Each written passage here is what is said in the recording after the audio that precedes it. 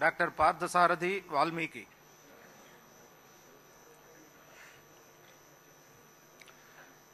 Doctor Parthasarathi Valmiki అని నేను శాసనసభ్యుడిగా ఎన్నికైనందున శాసనం ద్వారా నిర్మితమైన భారత రాజ్యాంగం పట్ల నిజమైన విశ్వాసం, విధేయత చూపుతానని, భారతదేశ సార్వభౌమాధికారాన్ని, సమగ్రతను కాపాడుతానని, నేను స్వీకరించబోయే కర్తవ్యాన్ని శ్రద్ధాశక్తులతో నిర్వహిస్తానని దైవసాక్షిగా ప్రమాణం చేస్తున్నాను.